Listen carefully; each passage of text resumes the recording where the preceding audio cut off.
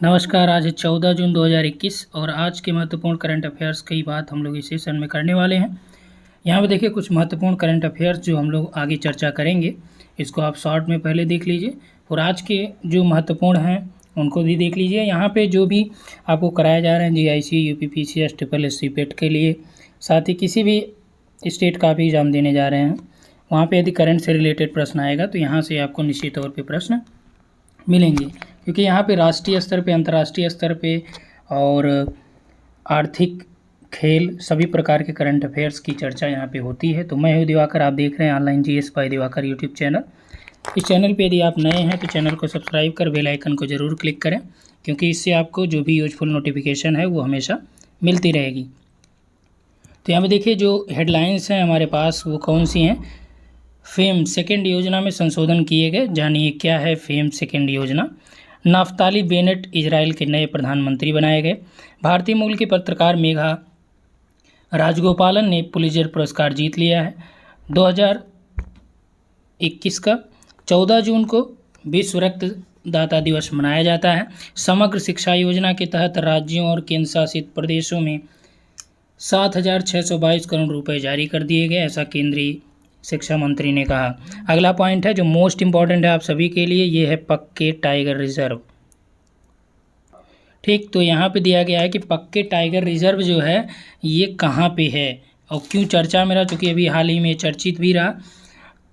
तो चलिए हम लोग हेडलाइंस को डिटेल में देखते हैं। ये हमारा व्हाट्सअप नंबर है जिस पे आप सारी क्वेरी ले सकते हैं, चाहे आप जिस भी एग्ज़ाम की तैयारी करते हों, TET, TGT, PGT, GIC, NET के लिए। चलिए हेडलाइंस की बात करें तो 14 जून का जो मुख्य समाचार है, राष्ट्रीय स्तर पे G7 शिखर सम्मेलन के आउटरीच सत्र में पीएम मोदी ने building back together open societies and economics and building back greener climate and nature नामक 2 सत्रों में भाग लिया। भारत ने कोविड-19 से लड़ने के लिए एक्सटेंशन ऑफ हॉस्पिटल्स परियोजना की शुरुआत की। उत्तराखंड विधानसभा में विपक्षी नेता कांग्रेस की इंदिरा हृदयेश का 80 साल की उम्र में निधन हो गया। आर्थिक करंट अफेयर्स की बात करें तो रक्षा मंत्री ने अगले 5 वर्षों के लिए डिफेंस इनोवेशन ऑर्गेनाइजेशन DIO के तहत इनोवेशन फॉर डिफेंस एक्सीलेंस चुनौती के लिए 498 करोड़ के बजटीय समर्थन को मंजूरी दी। अंतर्राष्ट्रीय करंट अफेयर्स की बात करें तो 13 जून को अंतर्राष्ट्रीय अल्बिनिज्म जागरूकता दिवस मनाया गया, जो कल था, जिसका थीम थी strength beyond all odds. French open tennis की बात करें तो नोवाक जोकोविच जो सर्बिया के पुरुष एकल हैं, इन्होंने जीत लिया। बारबोरा क्रेजसिकोवा जो महिला एकल वर्ग में इन्होंने चेक गणराज्य की हैं, इन्होंने जीता। बारबोरा क्रेजसिकोवा और कैथरीना सेनिकोवा ये चेक गणराज्य की महिलाएं हैं जिन्होंने महिला युगल में फ्रेंच ओपन टेनिस जीत लिया है। निकोलस माहुत और पियरे ह्यूक्स हर्बर्ट ये फ्रांसीसी हैं दोनों, इन्होंने पुरुष युगल में खिताब जीता। देसिरा क्राउजिक अमेरिकी और जो सेल्सबरी यूके इन्होंने मिश्रित यानी महिला और पुरुष मिला के जो खेला जाता है मिश्रित युगल में फ्रेंच ओपन का ये विजेता रहे। खेलकूद की हम लोग बात करें तो खेलकूद करंट अफेयर्स में यहाँ पे देखिए भारत के पूर्व ऑलराउंडर बीनू माकड़ को अंतर्राष्ट्रीय क्रिकेट परिषद हॉल ऑफ फेम में शामिल किया गया। मोस्ट इंपॉर्टेंट है, हॉल ऑफ फेम में किसे शामिल किया गया? पूर्व ऑलराउंडर है बीनू माकड़। 2024 ओलंपिक के लिए भारतीय एथलीटों के प्रशिक्षण के लिए central athlete injury management system शुरू किया गया। विनेश फोगाट ने वारसा में पोलैंड रैंकिंग सीरीज कुश्ती में महिलाओं की 53 किग्रा फ्री स्टाइल में स्वर्ण पदक जीता। ऑस्ट्रेलियाई तैराक काइली मैककेन ने महिलाओं की 100 मीटर बैक स्ट्रोक में 57.45 सेकंड में विश्व रिकॉर्ड तोड़ा। भारतीय महिला वॉलीबॉल टीम की पूर्व कप्तान विमल कौर का 85 वर्ष की उम्र में मोहाली में निधन हो गया। भारतीय उद्योग मंत्रालय, चलिए एक एक पॉइंट को हम डिस्कस करते हैं। फेम 2 की बात करें तो फेम 2 योजना में बड़े संशोधन की घोषणा की गई है। मंत्रालय ने भारत में निर्मित इलेक्ट्रिक दोपहिया वाहनों के लिए प्रोत्साहन को निर्धारित किया है। इंपॉर्टेंट पॉइंट्स की बात करें, मूल्य पक्ष और सब्सिडी पर हालिया संशोधन के साथ सरकार का लक्ष्य पूरे भारत में इलेक्ट्रिक दोपहिया वाहनों के उपयोग को बढ़ावा देना है। कीमत में कमी इलेक्ट्रिक वाहनों को मदद करेगी और 2030 तक भारत को एक इलेक्ट्रिक वाहन राष्ट्र बनाने की सरकार की योजनाओं को मजबूत भी करेगी। संशोधन की बात करें तो पहले इलेक्ट्रॉनिक 2 व्हीलर्स के लिए सब्सिडी की दर 10,000 रुपये प्रति किलोवाट थी, जिसे बढ़ाकर 15,000 रुपये प्रति किलोवाट कर दिया गया, जो कि वाहन लागत का 40% है। इलेक्ट्रिक वाहनों की खरीद की बात करें तो केंद्र सरकार जो है बड़े पैमाने पर इलेक्ट्रिक बसों और तिपहिया वाहनों की खरीद करेगी। EESL को 3 लाख इलेक्ट्रिक रिक्शा खरीदने के लिए निर्देशित भी किया जाएगा। इसे प्रमुख 9 शहरों सूरत, पुणे, मुंबई, चेन्नई, अहमदाबाद, हैदराबाद, कोलकाता, दिल्ली, बेंगलुरु में इलेक्ट्रिक बसों की कुल मांग को पूरा करने के लिए कहा गया है। फेम इंडिया 2 जो योजना है क्या है, यह योजना 2 व्हीलर पैसेंजर, 4 व्हीलर व्हीकल और 3 wheeler auto, light commercial vehicles और बसों सहित वाहनों के सेगमेंट को प्रोत्साहित करने के उद्देश्य से इसे शुरू की गई थी। अगला पॉइंट है नेफ्ताली बेनेट को इजराइल का प्रधानमंत्री नियुक्त किया गया। इससे पहले बेंजामिन नेतन्याहू। हाल ही में इजराइल के नए प्रधानमंत्री के रूप में शपथ ली है किसने, नफ्ताली बेनेट ने। सबसे कम अंतर 60-59 यानी कि 1 मतों से इन्होंने विश्वास मत जीता और उनकी इस जीत ने देश के पूर्व प्रधानमंत्री बेंजामिन नेतन्याहू के 12 साल के शासन को समाप्त कर दिया।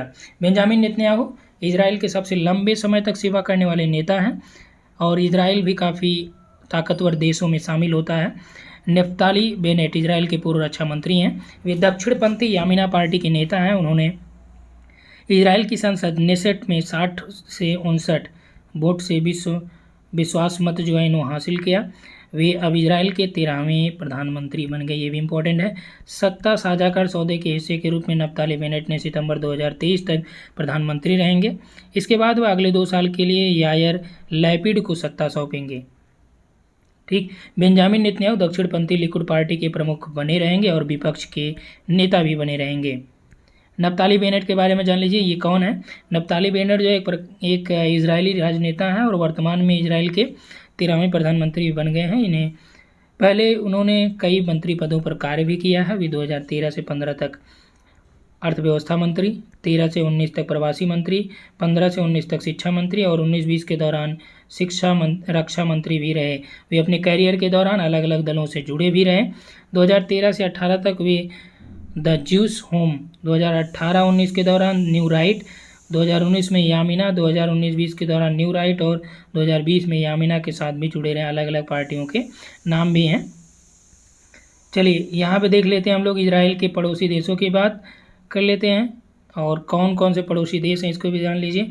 यहाँ पे देखिए, ये आपका उत्तर में कौन सा हो गया, लेबनान, और इधर आपका हो जाता है इजराइल के, यहाँ पे देखिए सीरिया और जॉर्डन हो गए, और इधर आपका पश्चिम में जो है, दक्षिण पश्चिम कह सकते हैं इसे, इजिप्ट यानी मिस्र, ये आपका पूर्व में है। और यहीं पे देखिए ये आपका डेड सी है। क्या है, डेड सी। और जो पैलेस्टाइन को लेके विवाद था, यहाँ पे देखिए जॉर्डन का ये वेस्ट बैंक और यहाँ पे, ठीक, ये आपका जेरूसलम यहाँ पे पड़ जाता है। यहाँ पे देखिए ये लिखा भी गया है पैलेस्टाइन और ये गाजा स्ट्रिप है। आप देख सकते हैं कि ये पूरा इजराइल है। यहाँ तक इजराइल का ये मैप है जो आपका ऑरेंज कलर में दिखाया गया है, ठीक, और ये आपका गाजा स्ट्रिप है। तो चूँकि यहाँ पे ये आपका मेडिटेरेनियन सी यानी भूमध्य सागर के तट पे ही है और इस यहाँ पे पैलेस्टाइन और गाजा स्ट्रिप को लेके हमेशा विवाद रहता है, ठीक। और यहाँ पे आपका है जेरूसलम, तेल अवीव, सॉरी ये आपका तेल अवीव है। यहाँ पे आपका पैलेस्टाइन संघर्ष जो अभी हुआ था, अभी आप लोगों ने देखा था कि इजराइल ने फिर युद्ध विराम की घोषणा खुद ही की। तो इसमें कुछ लोग ये मानते हैं कि जो इस्लामिक कंट्रीज़ थी यानी पैलेस्टाइन वगैरह, इन्होंने जीत हासिल की, यहाँ के लोगों ने खुशी मनाया। चलिए वो सब चीज़ें बात की बात है। अगला पॉइंट यहाँ पे देखते हैं गोलन हाइट्स। ये आपका यूपीएससी में भी सवाल पूछा गया 2015 में। गोलन हाइट्स को भी लेके यहाँ पे विवाद रहता है सीरिया और इजराइल के बीच, ठीक। और ये आपका जॉर्डन है, ये डेड सी है। डेड सी भी पूछा जाता है कौन कौन से सीमा बनाता है, तो यहाँ पे आपका वेस्ट बैंक है ये, और ये जॉर्डन से भी और इजराइल से भी इसी की सीमा पे, यानी जॉर्डन और इजराइल के मध्य ये आपका स्थित है। क्लियर। चलिए आगे यहाँ पे ऐड किया गया है कुछ अन्य महत्वपूर्ण कि आपका ये देखिए यहाँ पे गोलन हाइट्स की हमने बात किया, तो यहाँ पे दमिश्कस है सीरिया का जो है, और यहाँ पे देखिए लेबनान है, लेबनान की जो राजधानी बेरूत, और यहीं पे आपका गोलन हाइट्स है। इसी को लेके चर्चा हमेशा बनी रहती है। और यहाँ पे आपका वेस्ट बैंक है ये, ठीक, जो अभी ऊपर दिखाया गया था, ये हमेशा डिस्प्यूट इनके बीच रहता है। और यहीं वेस्ट बैंक में ही आपका जेरूसलम है, ठीक। और यहाँ पे आपका ये जॉर्डन हो गया, और इधर इजराइल है, ये आपका डेड सी यहाँ पे पड़ जाता है। गाजा स्ट्रिप यहाँ पे है जो बता ही दिया मैंने। आपका मिस्र इधर हो जाता है, ठीक। और सऊदी अरेबिया यहाँ पे है। दक्षिण सिनाई प्रायद्वीप यहाँ पे है। सिनाई प्रायद्वीप भी पूछा जाता है, साउथ सिनाई। नेक्स्ट आते हैं यहाँ पे, देखिए ये आपका BBC से लिया गया है। और इधर आपका देखिए इजराइल जो है रेड सी यहाँ पे है ना, इससे भी सीमा इधर आपका दिखा रहा है। यहाँ पे ये अनसॉल्व्ड बॉर्डर यहाँ पे दिखाए गए हैं, कुछ जो सॉल्व नहीं हुए हैं। ये आपका जॉर्डन हो गया, ये आपने देखा ही था। ये देखिए गोलन हाइट्स का भी मामला है। जेरूसलम में जो वेस्ट बैंक है ये भी डिस्प्यूट है। गाजा स्ट्रिप का डिस्प्यूट है। और ये इजराइल इस पर भी अपना अधिकार जमाता है, और यहाँ पे भी। और इसीलिए सीरिया और इजराइल में हमेशा विवाद रहता है। लेबनान यहाँ पे है, मेडिटेरेनियन सी है, और ये तेल अवीव है, ठीक। तो चलिए नेक्स्ट पॉइंट यहाँ पे देखते हैं कि आज है विश्व रक्तदाता दिवस, जो 14 जून को दुनिया भर में मनाया जाएगा। इसकी थीम है give blood and keep the world beating. पृष्ठभूमि की बात करें तो मई 2005 में 58वीं विश्व स्वास्थ्य WHO के दौरान जो है दुनिया भर के स्वास्थ्य मंत्रियों ने सर्वसम्मति से यह प्रतिबद्धता जताई और समर्थन की घोषणा की, ठीक। उन्होंने विश्व रक्तदाता दिवस को एक वार्षिक कार्यक्रम के रूप में मनाने के लिए भी नामित किया। उसके बाद आते हैं मेलबर्न घोषणा में 2009 में यहाँ पे ट्रांसफ्यूजन चिकित्सा के क्षेत्र में विशेषज्ञ, नीति निर्माताओं और 40 से अधिक देशों के NGOज यहाँ पे शामिल हुए थे। और मेलबर्न घोषणा यहाँ पे तैयार किया गया, जिसे सभी देशों के लिए 2020 तक स्वैच्छिक रक्तदाताओं से अपनी सभी रक्त आपूर्ति प्राप्त करने के लक्ष्य को भी स्थापित किया गया। यह तिथि क्यों चुनी गई, 14 जून को ही क्यों चुना गया कि विश्व रक्तदाता दिवस के रूप में? तो 14 जून 1868 को कार्ल लैंडस्टीनर, एक ऑस्ट्रेलियाई जो विज्ञानी चिकित्सक हैं, इनका जन्मदिन जो है कार्ल लैंडस्टीनर का ही है 14 जून को। और इसीलिए उन्हें रक्त समूह प्रणाली की खोज के लिए भी जाना जाता है, जिन्होंने RH फैक्टर की भी खोज की थी। उन्हें ट्रांसफ्यूजन चिकित्सक के जनक के रूप में भी जाना जाता है, कार्ल लैंडस्टीनर को। इसीलिए 14 जून को ही यानी आज जो है विश्व रक्तदाता दिवस के रूप में मनाया जाता है। इसका उद्देश्य क्या है? यह नियमित रूप से सुरक्षित रक्तदान की आवश्यकता के बारे में जागरूकता भी बढ़ाने का काम करता है, ताकि सभी व्यक्तियों या समुदायों को सुरक्षित और गुणवत्तापूर्ण रक्त सुनिश्चित हो सके और सभी रक्त उत्पादों की सस्ती और समय पर आपूर्ति हो सके। स्वैच्छिक रक्तदाताओं को उनके जीवन रक्षक उपहारों के लिए धन्यवाद देने के लिए भी यह दिवस मनाया जाता है। यह दिन सभी सरकारों, राष्ट्रीय स्वास्थ्य प्राधिकरण और राष्ट्रीय रक्त सेवाओं के लिए दुनिया भर में एक महत्वपूर्ण अवसर के रूप में कार्य करता है, ताकि नियमित रूप से अवैतनिक रक्तदाताओं से रक्त का संग्रह बढ़ाने के लिए पर्याप्त बुनियादी ढांचा प्रदान किया जा सके। प्राकृतिक आपदाओं, दुर्घटनाओं और सशस्त्र संघर्षों जैसी आपात स्थितियों के दौरान घायलों के उपचार के लिए जो रक्त की आवश्यकता होती है, उसमें यह महत्वपूर्ण भूमिका निभाता है। मात्र देखभाल में इसकी एक आवश्यक जीवन रक्षक भूमिका भी है। किसी देश के लिए एक प्रभावी स्वास्थ्य प्रणाली की सबसे महत्वपूर्ण बात यही है कि पर्याप्त मात्रा में सुरक्षित रक्त और रक्त उत्पादों तक पहुंच आवश्यक हो।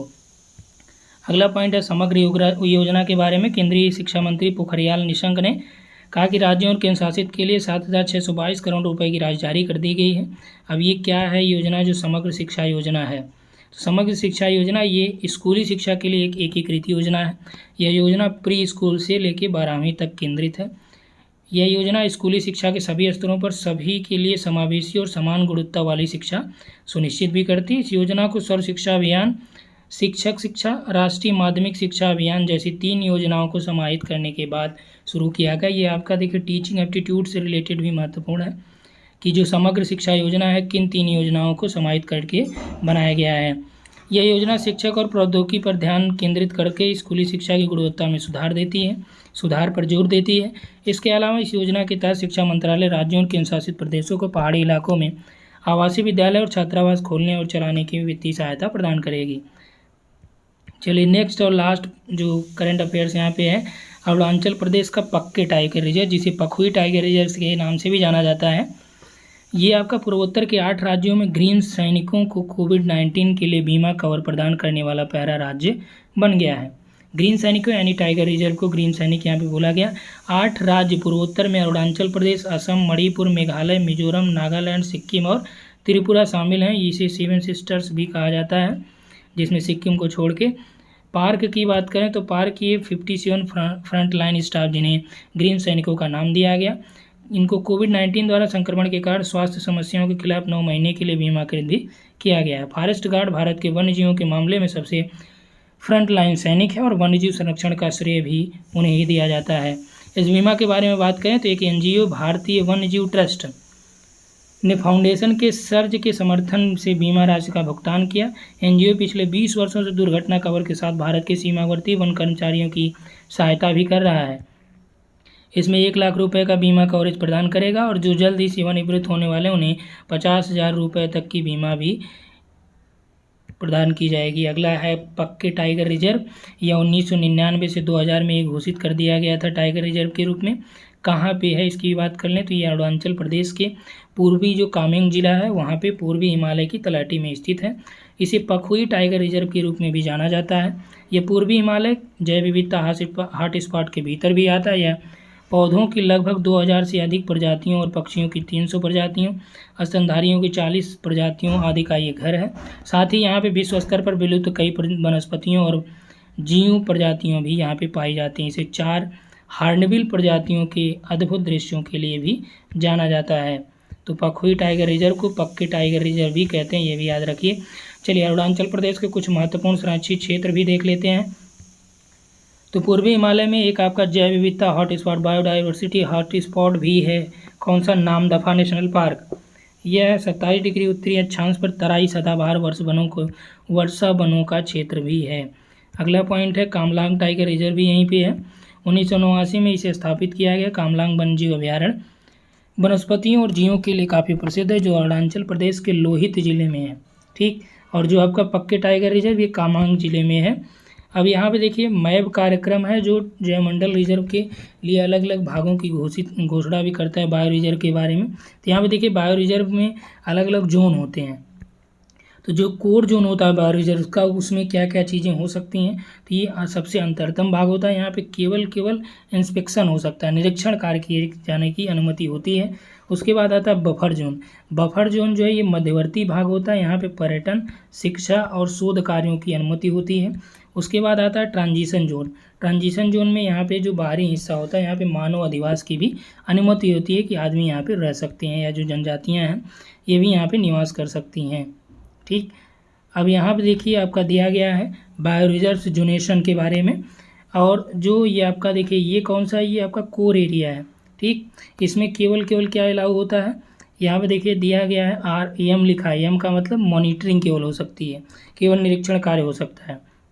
ठीक, ये आपसे प्रश्न UGC में पूछा गया, जो बायो रिजर्व से रिलेटेड प्रश्न आते हैं उसमें पूछा गया बफर जोन कोर जोन का सीक्वेंस भी देखा गया है कि बोला है कि क्षेत्रफल के अनुसार बढ़ते क्रम में व्यवस्थित कीजिए। तो सबसे कम जो एरिया होगा कोर का होगा, उसके बाद आपका बफर जोन, फिर आपका ट्रांजिशन। चलिए उसके बाद हम लोग आ जाते हैं, आपने कोर जोन तो देख लिया। कोर जोन के बाद ये आपका कौन सा आ जाता है, ये आपका है बफर जोन। बफर जोन में क्या क्या चीज़ें अलाउड होती हैं ये भी देख लीजिए। यहाँ पे देखिए ये वाला जो फिगर बनाया गया कि क्या है, ह्यूमन सेटलमेंट, मानव अधिवास भी बफर जोन में हो सकता है, हमने बताया। R यानी कि रिसर्च स्टेशन और एक्सपेरिमेंटल रिसर्च भी यहाँ पे स्थापित हो सकते हैं। E यानी कि एजुकेशन एंड ट्रेनिंग भी, शिक्षा और प्रशिक्षण भी यहाँ पे हो सकता है। T यानी कि टूरिज्म भी यहाँ पे अलाउड होता है। ठीक, यहाँ पे टूरिज्म भी अलाउड होता है, यानी कि जो ह्यूमन सेटलमेंट या के जो ट्रांजिशन जोन होता है उसके आसपास स्थापित किए जा सकते हैं बफर एरिया में। ठीक, आप बफर एरिया में मिडल में यहाँ पे मानव अधिवास स्थापित नहीं कर सकते हैं। उसके बाद सबसे बाहर का जो एरिया आता है ये आपका कौन सा हो गया, ये हो गया ट्रांजिशन एरिया। ठीक, संक्रमण क्षेत्र, यहाँ पे संक्रमण क्षेत्रों में आपका टूरिज्म भी अलाउड होता है, आपका रिसर्च स्टेशन भी अलाउड होते हैं। यहाँ पे देख सकते हैं आप ह्यूमन सेटलमेंट भी अलाउड होते हैं। ठीक, और एजुकेशन ट्रेनिंग भी आप यहाँ पे कर सकते हैं, क्योंकि चाहे आप यहाँ पे करें चाहे यहाँ पे, लेकिन यहाँ पे बफर जोन में चूँकि कोर एरिया से रिलेटेड जो भी मान लीजिए पेड़ पौधों की जो नई प्रजातियाँ हैं या जीव जंतुओं की जो प्रजातियाँ हैं उसका यहाँ पे अध्ययन किया जा सकता है। लेकिन कोर जोन में केवल क्या होती है, मॉनिटरिंग की ही अलाउड यहाँ पे किया जाता है। ठीक, तो पक्के टाइगर रिजर्व में यहाँ पे थोड़ा सा और इंक्लूड किया गया है, तो इसको भी देख ही चलिए यहाँ से बात कर लेते हैं। चर्चा में क्यों रहा, क्योंकि ये अरुणाचल प्रदेश राज्य में 692 किलोमीटर की लंबाई में राष्ट्रीय राजमार्ग यहाँ पे बनाया जा रहा है। तो देखिए अभी आपका ये 5 डे पहले की न्यूज़ है कि यहाँ पे अरुणाचल प्रदेश राज्य में जो पक्के टाइगर रिजर्व है इसी के बीच से जो है 692 किलोमीटर लंबाई का एक नेशनल हाईवे बनाया जा रहा है, जो कि पूर्वी कामेंग जिले में स्थित है। और ये 862 किलोमीटर क्षेत्रफल जो पक्के टाइगर रिजर्व है इसी से होके जाएगा। और पक्के टाइगर रिजर्व जो है इसके बारे में भी फिर से आप यहाँ पे देख लीजिए। इसे पखुई टाइगर रिजर्व के नाम से भी जाना जाता है, ये हमने आपको बता ही दिया। ठीक, ये पूर्वी कामेंग जिले में स्थित है और 862 वर्ग किलोमीटर इसका क्षेत्रफल है। और इस टाइगर रिजर्व में 2016 में जैव विविधता पुरस्कार भी जीता है। ठीक, जो कि हार्नबिल के लिए संकटापन्न, यहाँ पे हमने बताया कि 3 हार्नबिल की प्रजातियाँ भी पाई जाती हैं। और प्रोजेक्ट टाइगर जो है 1973 में चालू किया गया। इस परियोजना का उद्देश्य बंगाल टाइगर के संरक्षण और उनके प्राकृतिक आवासों को सुनिश्चित करना था, जिससे उनके विलुप्त होने को रोका जा सके। ठीक, प्रोजेक्ट जो टास्क फोर्स है, यहाँ पे बीमा की भी बात की गई। तो प्रोजेक्ट की जो कार्यबल है ये मुख्य रूप से उन संरक्षण केंद्रों की निगरानी करना भी है जहाँ पे टाइगर एक प्रजनन योग्य प्रजाति के रूप में खुले जंगलों में जाने जाते हैं।